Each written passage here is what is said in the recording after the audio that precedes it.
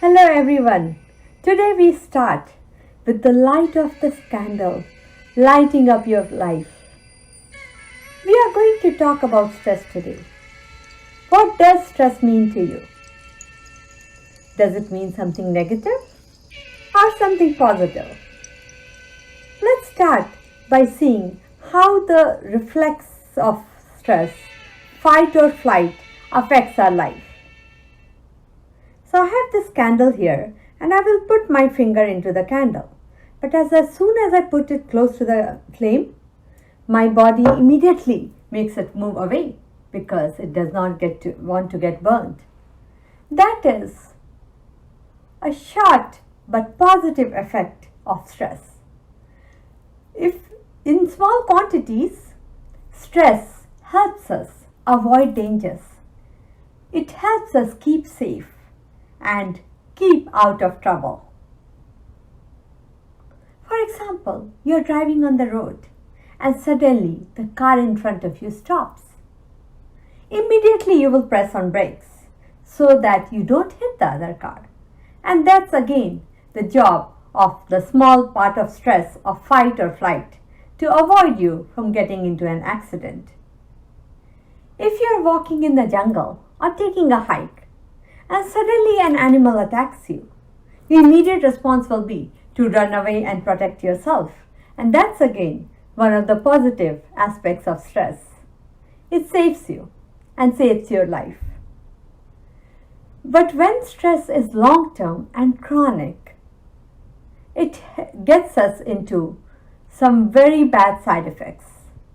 It can get you moody.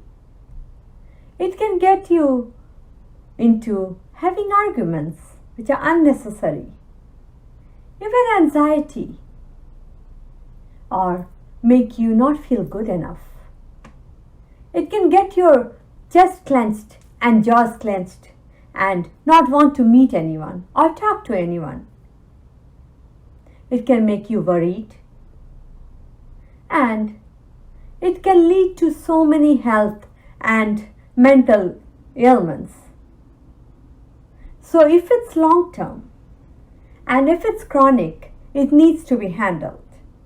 And one of the most common ways to handle is by the 4 A's. And what do I mean by 4 A's? Avoid, adapt, alter, or accept. Suppose I'm walking on the road and I see an open pothole. I will avoid it and walk around it.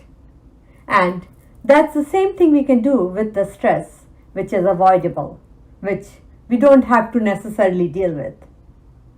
But there will be some situations in life, for example, an impending deadline when you also have to take care of your kids or go to the store or go somewhere else and you have so many things lined up and all have to be done at one time is a big stress. And at that time, you can't avoid it. So adapt to it. See which ones you can take care of first and which one can be left to do later. So when you can't avoid it, try to adapt to it and try to make the most of the situation.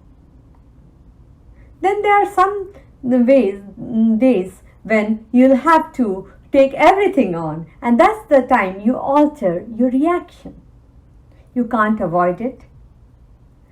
You can't adapt to it that much, but you can alter how you feel about it. And by alter, I mean that things will be as they are. Just change your reaction to it, because we can't control everything in life. The only thing we can control is our reaction to whatever is happening in our life. And if that also can't happen, just accept it. There are some times in life someone gets diagnosed with some illness, which is stressful. At the same time, they have some travel coming up, and then they break a leg, and then something else comes. So if they can't, there's no way to avoid it, then just accept it. Once you accept it and start feeling the learning from it, trying to see the positive in the negative, then you will be able to reduce your stress effectively. There are some habits which really help get over your stress and reduce it to as minimal as possible. One of the most common ones is mindfulness or meditation. When we do meditation, we include the spiritual aspect of it as well, whereas when we do mindfulness, it's more focused just on the breathing. Doesn't matter which one you choose, start somewhere. Because whether you do mindfulness or meditation, you are taking a deep breath in, focusing on your breath, and taking a deep breath out. And gradually, when you do it for a few minutes, you will feel the tightness in your body relaxing, and you will feel that more oxygen in your system makes you feel better about the situation. Even 5 minutes of meditation regularly is a very good habit to develop. Another thing is a physical workout, whether it's kickboxing or whether it's yoga or dancing or some other walks or even running or just doing some household chores or gardening. That's another thing which can take your stress off and make you much more relaxed to handle whatever you need to handle so much better. Reading or writing are two other habits which can help reduce the stress, because writing makes what's stressing you out with so much intensity in your mind come out on the paper and thus reduce the intensity. Whereas if you are reading something or even watching some comedy, you will feel the stress gradually reducing because you get distracted and you have some other experience on top of that stress. Apart from that, some of the other things you can do is take some rest, relax and lie down, especially in the Shavasana or the corpse pose. That's a very good stretching exercise to let go of the stress a little bit. You can listen to some nice music which is relaxing to you. Or you can just put on a podcast which you love. And any of these habits will help you reduce the stress considerably. Also, having a gratitude list of what are you grateful for. Immediately it changes your state from being negative to being positive, because you can't be grateful and negative. And another thing to do is setting an intention. Like I set an intention every day when I wake up, how my day is going to be. It's going to be an amazing day, and doesn't matter that every day is amazing.